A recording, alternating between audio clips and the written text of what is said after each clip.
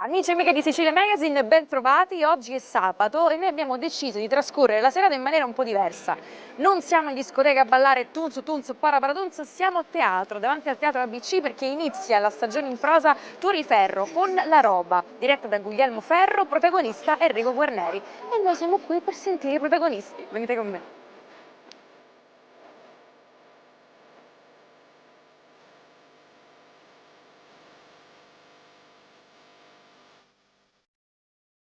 La mia roba insomma, è una roba spero bella, perché comunque le tematiche sono importanti, le tematiche sono di uno dei più grandi autori della nostra storia letteraria.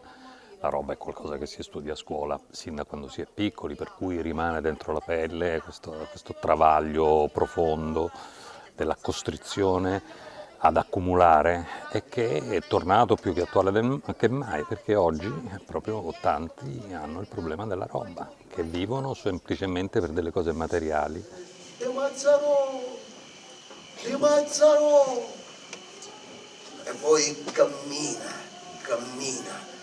cammina per giornate intere con la pesantezza sugli occhi, la sonnolenza, vuoi per la stanchezza, vuoi per la malaria, per essere destato all'improvviso dal minaccioso abbaiare di un cane. Dei personaggi che calcano precisi sull'attore, quindi sulla figura di Enrico Guarneri. Non lo so, penso che nasca dal fatto che io sono orgogliosamente siciliano, quindi sono innamorato di questa terra, sono innamorato di quelli che sono stati i personaggi che hanno formato, dato spunto a una delle più grandi letterature d'Europa sicuramente, che è quella siciliana, no? Voglio dire che la penna di Capuana, di Verga, di Brancati, di Pirandello hanno reso la Sicilia unica al mondo, quindi oltre l'Europa. Mando, Reggio Livi, sono pronti per il carico di domani. Tutto a posto. Le bestie sono tutte nei ricoveri. Nella sala.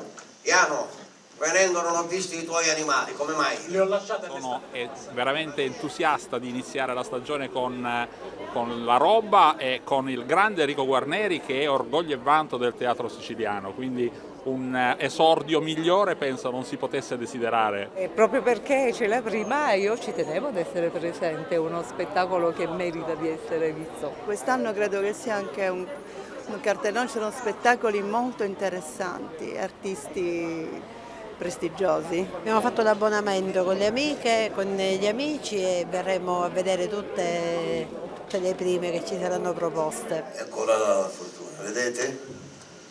Quella è la fortuna, una moneta caduta così casualmente davanti a voi, bestie fameliche. Trascorrere una serata a teatro, soprattutto quando fuori comincia a fare un po' fresco, con le prime serate autunnali, è proprio piacevole. Sapete che vi dico? Adesso rimango qui seduta e aspetto la prossima rappresentazione. Pino, non fare così, dai, tranquillo. Non è che ho detto che parlo da qui alla prossima rappresentazione, adesso mi sto un po' zitta, non ti darò fastidio, tranquillo. Pino, non fare così, che? Vabbè, ho capito, me ne vado, ragazzi, tornerò prima o poi, ciao, alla prossima.